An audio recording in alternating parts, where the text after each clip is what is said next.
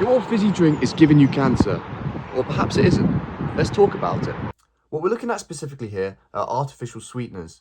Now, you may have been told by a concerned friend or family member that consuming products with no or low sugar on the label is actually worse for you than having the full fat counterpart. Now, this adds a lot of confusion when it comes to things like dieting. So how bad are artificial sweeteners really? And more importantly, do they cause cancer? Let's meet some of the most commonly used artificial sweeteners: aspartame, acesulfame K, and sucralose. Now, you may have heard of these ingredients before. They're very common, and that's because it only takes a very little amount to replicate the sweetness of our beloved sugar. Sucralose is 600 times as sweet. And you would have had these chemicals before in fizzy drinks, chewing gum, and wow, even squash is a culprit.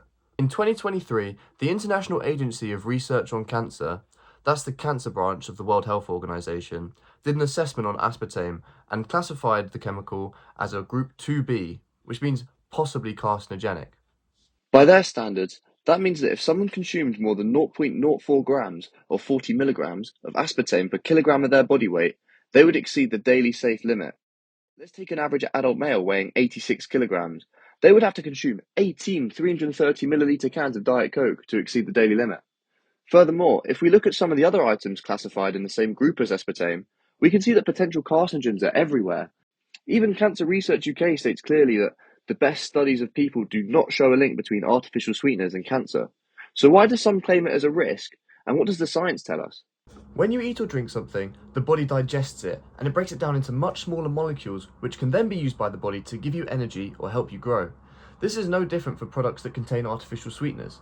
For example, aspartame has 3 metabolites, and you can think of these as the base ingredients that make up aspartame, and they are aspartic acid, phenylalanine, and methanol. On paper, these are just normal ingredients or metabolites that are found within your body, but in large quantities, they have potential to be troublesome. There have been in vitro studies, meaning out of body, think cells in a petri dish, that have linked aspartame to chromosomal damage. Chromosomes are packages of your DNA. They are found within your cells and hold instructions for your body to create proteins.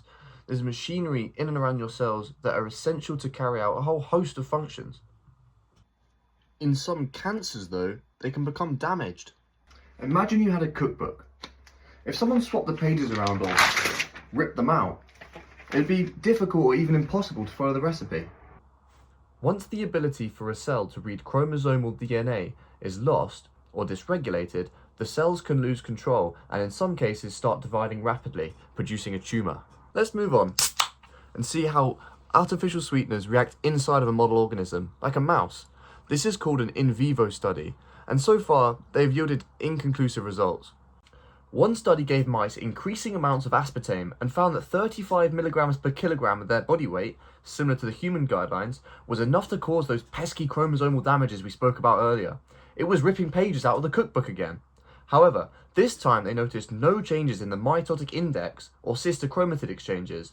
To put that in other words, the damage was minimal, the cells were not rapidly growing, and there were no extreme changes in the chromosome structure, and that was the same even with a much higher dose. Well, what about humans? Researchers in France surveyed over 100,000 adults and tracked their diet, how much sweetness they consumed, and whether they developed cancer in a period of around 8 years. They standardized the data to rule out effects of other risk factors such as obesity, smoking, and alcohol consumption, and they came up with a correlation that linked higher consumption of artificial sweeteners to a higher risk of cancer. Of the 100,000 surveyed, there were 3,358 cases of cancer with a calculated hazard ratio of 1.13. This means that those who consumed higher than average artificial sweeteners were 13% more at risk. These results suggest that artificial sweeteners do present a risk to public health. But it's also important to note that whilst there is a correlation, we can't definitively conclude that the results are due to artificial sweeteners. There could be other lifestyle factors that the researchers didn't take into account, and also the study was only based in one country. Other populations where the food and people are different might show different results. As you can see, there's a lot of research on this, but studies have been mixed and often contradicting. This makes it hard for health agencies to produce guidelines on artificial sweeteners. We already know that a high sugar intake is bad for public health, with things like type 2 diabetes, heart disease, or obesity. So I ask you, does the conflicting research on the cancer risk in artificial sweeteners outweigh the already known risks of normal sugar?